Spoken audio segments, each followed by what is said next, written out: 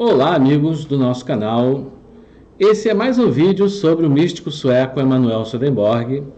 E agora a gente vai desenvolver um aspecto muito específico da doutrina de Emanuel Swedenborg. Nós já vimos que, resumindo em poucas palavras, que a missão dele como revelador, que ele foi separado pelo Senhor Deus, eu acredito que ele é um servo do Senhor, e ele foi separado para essa missão de revelar o mundo espiritual. Ele esteve com os anjos, conversou com os anjos, inclusive esteve nos infernos e no mundo dos espíritos, mas a outra frente dele era a revelação do sentido interno espiritual da palavra. Então aquilo que a gente chama de Bíblia, na verdade, ela tem, para além do sentido da letra, para além do sentido literal, aquilo que está no texto que nós lemos, um sentido interno espiritual, que só pode ser conhecido por meio da iluminação, que o Senhor ilumina o homem para reconhecer essas verdades, E para além, inclusive, desse sentido espiritual interno, existe um sentido celeste, que é o chamado sentido supremo, que é de mais difícil ainda compreensão. Algumas coisas nem mesmo os anjos mais elevados, os anjos mais internos podem compreender. Tamanhos são os mistérios de Deus, tamanha a vastidão dos mistérios de Deus, gente? Então, o mundo cristão hoje não reconhece que possa haver um sentido interno espiritual. Existiu na igreja uma hermenêutica alegórica, chamada um sentido alegórico ou moral, mas não é isso, tá, gente? Não é aquele sentido alegórico moral que havia no mundo cristão. É uma outra coisa, mais espiritual mesmo, E é isso que a gente vai ver, Mas isso não é só no mundo cristão, isso não é uma novidade propriamente. Se a gente pega outras tradições, como é o caso, por exemplo, da Cabala judaica, Então, na Cabala judaica, nós temos o reconhecimento de que há um sentido, Vamos aqui, esse PowerPoint eu acho ele bastante instrutivo, Então, dando um exemplo aqui de uma outra tradição que versa sobre esse sentido, interior das escrituras, nós temos a Cabala judaica, ou a tradição mística do povo judeu, do povo de Israel. O método, então, eles consideram a Cabala como um método empírico conhecido como Cabala, Não sei se é empírico, acho que não. O que vem a ser a Cabala? Segundo essa concepção, esse PowerPoint, seria uma sabedoria antiga, vinculada à religião judaica, mas que não é propriamente dos judeus apenas, Mas a partir da observância de leis eternas, ela vem da observância de leis eternas, teria uma finalidade elucidativa, portanto, explica a dinâmica da energia do universo e no ser humano, com base em regras específicas em níveis aceptivos, Ela teria, portanto, uma finalidade interpretativa. Aqui a gente vê duas frentes aqui da Cabala, da observância das leis eternas e com base em regras específicas e níveis aceptivos. Então aqui a gente vê aqui essa vertente interpretativa, da Cabala, propicia o entendimento místico da Torá, os juízos de valor diferenciado da divindade do cosmos, que permite compreender a forma como o físico e o metafísico interagem. Eu só não concordo muito que ela tenha vindo de forma empírica. Eu acho que a Cabala é uma revelação, Mas, então, essa finalidade, essa vertente interpretativa do conhecimento da Torá, que vem com o Rabi Moisés Cordoveiro, é um método que foi chamado Pardes, que é uma palavra hebraica que quer dizer jardim, E é porque a Torá é como se fosse um jardim espiritual, E ali é como, da mesma forma que num jardim você tem que plantar e colher, você colhe os frutos numa horta, quer dizer, você colhe as frutas, mas primeiro você tem que plantar, tem que preparar a terra. Então é assim, que se dá o entendimento da Torá. A Torá ela é conhecida mediante um trabalho de interpretação, um trabalho hermenêutico, um trabalho de compreensão, de iluminação, né? E o pardes é uma palavra também que vem do acróstico de 5 letras hebraicas, que são, assim, não, na verdade são 4 letras, né? 4 letras hebraicas, que formam os 4 níveis hermenêuticos, os 4 níveis de compreensão da Torá. O nível Pei, que seria aqui a letra Pei, né? Que seria é chamado Peshat, ou o nível literal, né? O Resh, aqui letra Resh, cada um designado por uma letra que vai formar a palavra pardes, né? Remes, né? Remes, que são as metáforas e as parábolas, seria aquele nível mais, né, alegórico, né? O chamado o nível eclesiástico, talvez, né? Talvez tenha relação com aquilo que entre os cristãos primitivos se chamava nível alegórico ou moral, né? Mas que, né, a gente vai ver que a Cabala vai além disso, e o Emanuel Swedenborg também vai bem além disso, né? Não tem nada a ver com essa designação, né? E o Dalet, a letra Dalet, que é o Drash, o nível Drash investigativo, né? Que seria o que a gente encontra nos Midrashes, né? No Talmud judaico, né? É um nível mais elevado de compreensão. E por último, o Samer, a letra Samer, que é o Sod, ou o nível oculto, secreto, né? Que é uma coisa mais elevada mesmo, né? Mais espiritual, celeste, talvez, não sei, né? Mas então, essas 4 letras, formam Pei, né? Resh, Dalet, Samer, formam a palavra pardes, em hebraico, que quer dizer jardim, né? Então, o trabalho de compreensão de hermenêutica é como você cultivar um jardim, né? Então, gente, outras tradições falam que a Bíblia, elas tiveram essa sensibilidade para perceber que a palavra tem algo mais além do sentido da letra, além do sentido literal, além da letra, né? Que Swedenborg chama de sentido literal ou natural. Para a gente entender melhor isso, né? Assim como o universo tem 3 níveis, o nível natural, o nível espiritual e o nível celeste, né? E existem 3 céus, né? O céu natural espiritual, o céu espiritual e o céu celeste, né? A nossa mente também, né, tem 3 níveis. A mente humana tem o nível natural, o nível espiritual e o nível celeste. Sendo que esses níveis espiritual e celeste, eles estão, né, fechados no homem natural. O próprio Paulo fala que o homem natural não entende as coisas espirituais e que as coisas espirituais, elas só se discernem espiritualmente. Então Paulo fala que o homem natural não compreende as coisas espirituais porque lhe parecem loucura, né? Porque estas coisas espirituais não podem ser discernidas por ele, né? Mas apenas espiritualmente, né? Então Paulo mesmo já deixou bem claro isso. E Paulo, por sua vez, né, ao contrário do que falam os teólogos de hoje, que insistem nesse método histórico-gramatical, né, que a Bíblia deve ser interpretada num nível meramente temporal, né? Paulo falava os apóstolos, de modo geral, falavam de uma interpretação que vai para além do literal. Quando ele fala, por exemplo, que Agar, o filho de Agar, Isaac, filho de Abraão, né, e a serva Agar, representa a aliança antiga, né, o Velho Testamento, e o filho de Sara representa a nova aliança, o Novo Testamento. Eu não sei se essa interpretação está de acordo com as revelações de Swedenborg, mas ali já mostra que os próprios cristãos primitivos já reconheciam que havia algo mais do que um sentido meramente literal, meramente histórico-gramatical nas escrituras, né? Então, assim como a realidade tem 3 níveis, o nível natural, espiritual e celeste, né? Assim como a mente humana tem 3 níveis, o nível natural, celeste, espiritual e celeste, a palavra também tem 3 níveis, o nível literal, o sentido da letra, que é chamado sentido natural. Para além do sentido natural, nós temos um sentido interno chamado espiritual, né? E para além desse sentido espiritual, existe um sentido supremo, que é chamado sentido celeste, né? Então a gente vai ver que a igreja antiquíssima, a igreja antiga, os antigos tinham o conhecimento, porque a chave de compreensão desses sentidos internos, do sentido interno, é a ciência das correspondências. Ok, gente?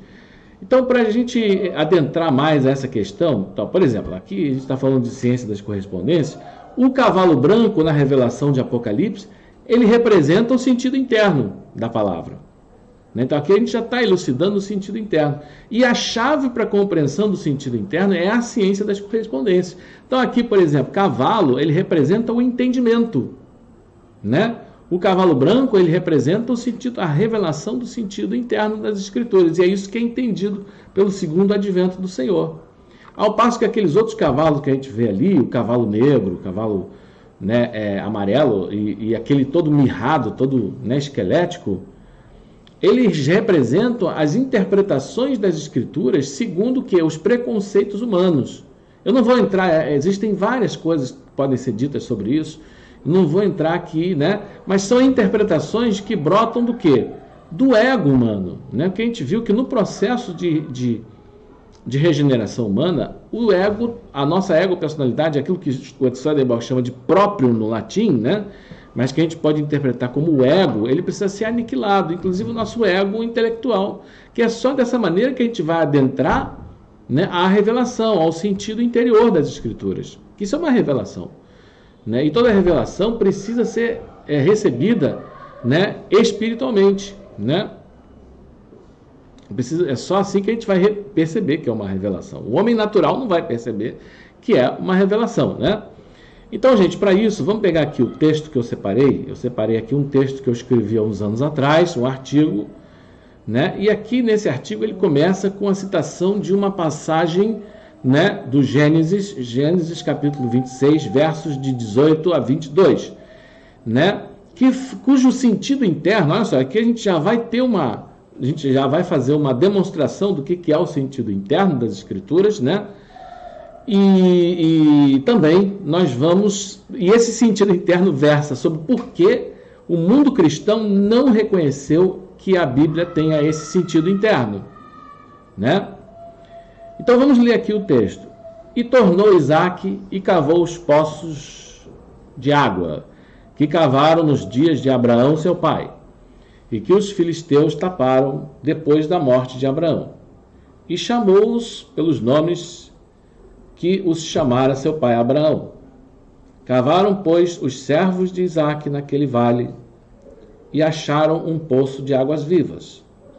E os pastores de Gera porfiaram com os pastores de Isaque, dizendo: esta água é nossa. Por isso chamou o nome daquele poço Ezeque, porque contenderam com ele. Então cavaram outro poço, e também porfiaram sobre ele. Por isso chamou seu nome Sitna, e partiu dali, e cavou outro poço, e não porfiaram sobre ele. Por isso chamou o seu nome Reobote, e disse: porque agora nos alargou o Senhor, e crescemos nesta terra. Então, o sentido interno dessa passagem mostra-nos coisas que nos impressionam pela profundidade e beleza de sua revelação. Sobre o verso 18, e tornou Isaque e cavou os poços de água que cavaram nos dias de Abraão, seu pai. Isto significa que o Senhor abriu aquelas verdades que estavam com os antigos. Então, olha que coisa interessante. Cavar um poço representa abrir as verdades. O Senhor abrindo as verdades que estão na palavra, né? Porque a palavra, né, ela é como um poço, né? Que, da mesma forma que você, para achar água, você tem que cavar, para você achar a água da verdade, você tem que interpretar, você tem que perscrutar, estudar as Escrituras. Então, cavar um poço representa, né, a abertura que o Senhor abriu aquelas verdades que estavam com os antigos, né? Porque os antigos possuíam a ciência das correspondências, que é a chave hermenêutica para a gente adentrar a esse sentido interno espiritual, né? Os antigos, a igreja antiga, chamada igreja noética, possuía, que é anterior à igreja judaica, anterior à formação do judaísmo pelo profeta Moisés, né? Antes de Moisés havia um culto universal sobre a terra, que Swedenborg chama de igreja antiga. E essa igreja antiga possuía a ciência das correspondências, né? Então eram livros hieroglíficos, né? que tinham lá naquelas figuras hieroglíficas, né, o significado, eles dominavam aqueles sentidos, né, aquelas figuras. Né? Não sei se isso pode ter alguma relação também com os símbolos do inconsciente coletivo, de Jung, né? Pode ser que tenha alguma relação, não sei, isso aí seria uma especulação minha, né? Bom, mas eu não quero extrapolar aqui a nossa análise. Mas então, gente, aqui, os filisteus, no texto é dito que os filisteus taparam o poço. Então o poço, a gente já viu que cavar um poço representa abrir o sentido, né, para encontrar a água da verdade, e que os filisteus taparam depois da morte de seu pai Abraão. Isso significa que aqueles que estavam nos meros conhecimentos de memória deturparam e torceram aquelas verdades. Né? Então, o que quer dizer isso? Né? Eles pegaram terra e entupiram o poço. Né? Quer dizer, as interpretações mundanas, as interpretações baseadas nos preconceitos pessoais de cada um, segundo o ego intelectual. Olha só, os teólogos da igreja, os sacerdotes, os doutores da igreja, né, na sua empáfia, no seu orgulho, na sua vaidade intelectual, de achar que poderiam decifrar os mistérios de Deus com o seu próprio intelecto, que não se dirigiram diretamente ao Senhor para buscar dele a iluminação, eles criaram interpretações segundo os seus preconceitos, segundo as suas limitações, né? E o homem natural, né? Que isso aí é uma coisa que vem do homem natural, não é do homem regenerado, né? Ele é sensual, ou seja, ele parte de raciocínios que tem como base o testemunho dos sentidos, né? O critério de verdade é aquilo que pertence ao domínio aquilo que é percebido pelos sentidos, né? E ele parte dos raciocínios, né? Isso é conhecimento de memória. Então, o conhecimento dele é basicamente conhecimento de memória, porque Swedenborg distingue duas formas de conhecimento: conhecimento de razão e conhecimento de memória. O conhecimento de memória é aquele que se baseia em raciocínios e se baseia nos sentidos, né? Ao passo que o conhecimento de memória é um reconhecimento mais interior da verdade. Talvez tenha relação com aquilo que Platão chamou de intuição intelectual. É uma forma mais elevada de racionalidade, né? Platão fala de racionalidade intuitiva e de racionalidade discursiva, né? Ou seja, a racionalidade discursiva é aquela que se baseia em raciocínios, né? E os raciocínios construídos a partir de uma base dos sentidos, uma base sensual. Ao passo que, né, a intuição intelectual, o conhecimento de razão, por oposição ao conhecimento de memória, ele teria uma base interior, quer dizer, um reconhecimento, um discernimento interior, que é o que se poderia chamar do conceito de razão, porque muita gente confunde razão com raciocínio. O raciocínio é uma forma de racionalidade, mas a razão é muito mais ampla. A razão quer dizer essa faculdade pela qual nós reconhecemos e discernimos a verdade única nos vários sistemas. Isso é razão, né? Então aqui está falando que essas deturpações, essas interpretações que deturparam e adulteraram as Sagradas Escrituras, feitas pelo clero, teólogos e doutores da igreja, tanto no mundo católico quanto protestante, que destruíram a verdade das Escrituras, né? Elas têm essa base sensual, né? Meros raciocínios que partem dos sentidos, né? Não é fruto de um reconhecimento interior, de uma iluminação, né? Do entendimento humano iluminado pela luz celeste, né? Isso se chama conhecimento de razão, que é o que o homem espiritual possui, e por oposição ao conhecimento de memória, que é basicamente raciocínio e memória, que é uma coisa do homem natural, do homem sensual, né? Então é essa base do homem sensual, do conhecimento de memória, que criou todas essas deturpações e adulterações da verdade que está na palavra, né? Então eles deturparam e torceram aquelas verdades que estão na palavra. Então ele chamou-os pelos nomes, significa a qualidade delas. E que os chamara seu pai Abraão, denota representativo de verdade. Então, avançando aqui no texto, para não ficar muito longo, o sentido espiritual da palavra possui conhecimentos que se perderam há muito, pois que eram bem conhecidos dos homens dos tempos antigos, os quais eram espirituais e sabiam acerca de muitos mistérios do universo. Perscrutar essas verdades na palavra seria similar a cavar um poço, o qual representa o literal da palavra, para se encontrar água, a qual representa estas verdades espirituais contidas nos internos da palavra. Note que o texto também diz que o poço foi entulhado com terra, isto é, com coisas terrenas e mundanas. É isso que a igreja de hoje faz, interpretando a Bíblia literalmente apenas, recorrendo não que seja ruim, errado você recorrer aos filósofos, Freud, Marx, a psicologia moderna, né? Mas o conhecimento dito profano, né, mundano, ele não pode ser um critério de verdade, a partir do qual uma régua para medir a verdade do que está na palavra. Não pode, tá, gente? Isso depende de um reconhecimento interior da palavra, né?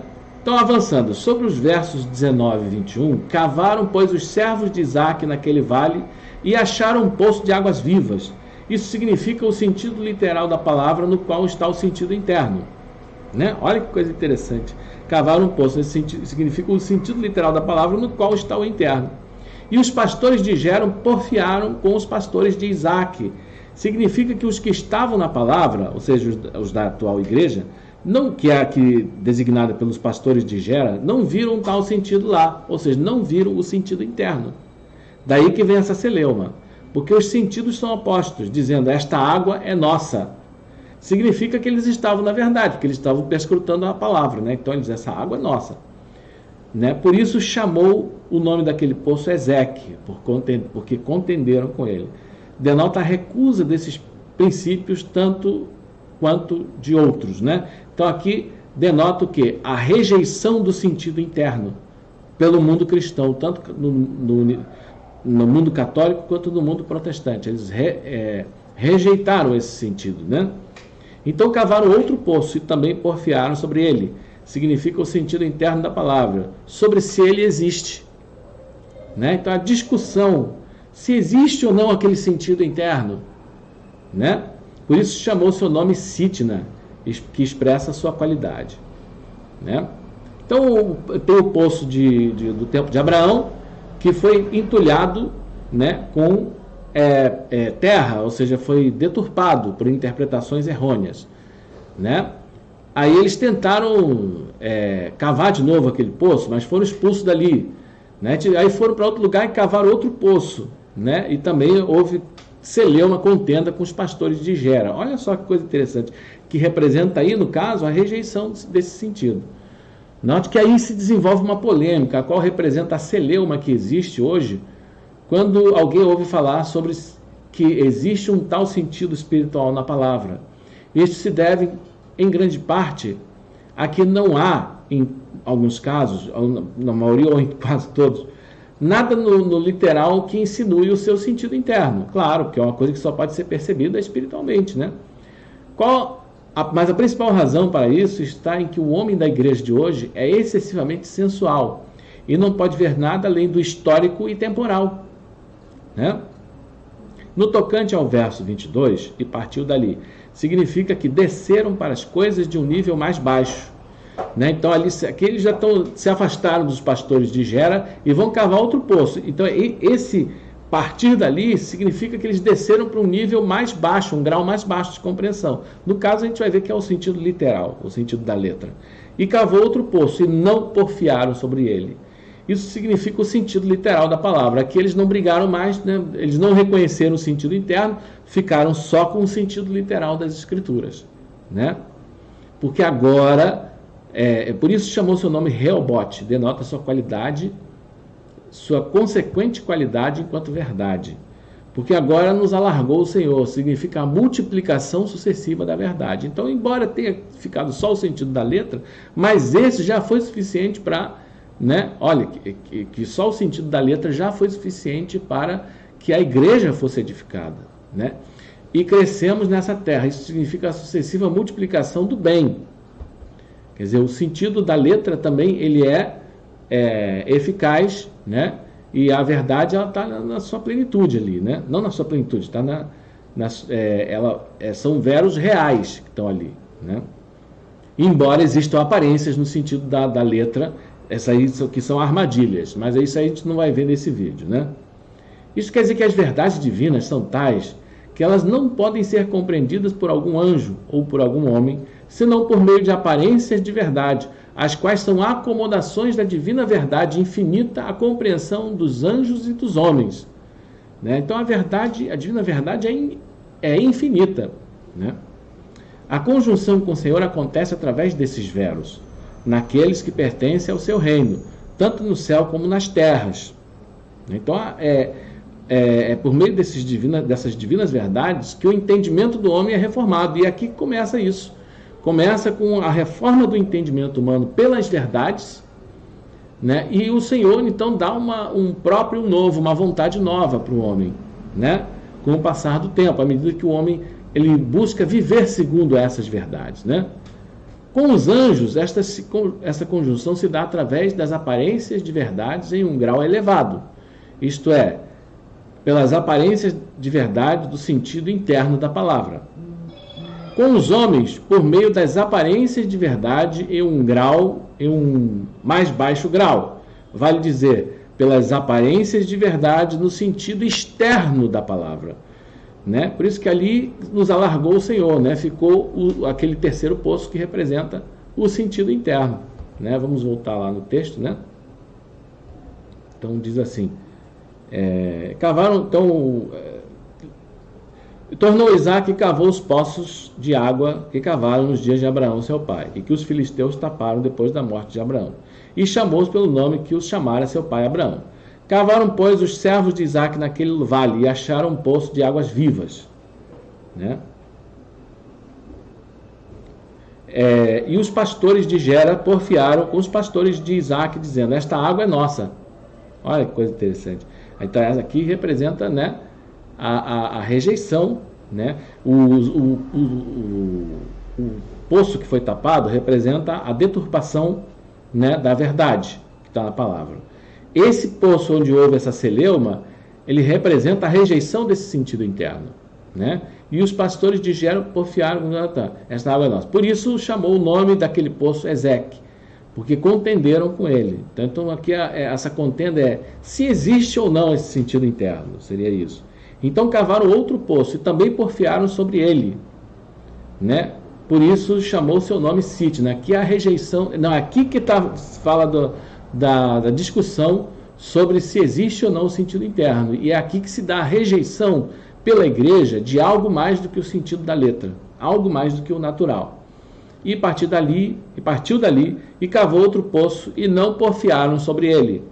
E por isso chamou seu nome Rehobote e disse, porque agora nos alargou o Senhor e crescemos na terra. Então esse poço que foi, onde não houve celeuma, é o sentido literal, o sentido da letra, que é a única coisa que sobrou, mas que já foi suficiente para ver a multiplicação das verdades no homem da igreja, né? Porque agora nos alargou o Senhor e crescemos. Quer dizer, aqui fala da multiplicação das verdades, dos veros e dos bens. Não, no caso é a multiplicação dos bens, né? Então aqui nos alargou o Senhor e crescemos na terra, porque a multiplicação das verdades conduz também à multiplicação dos bens.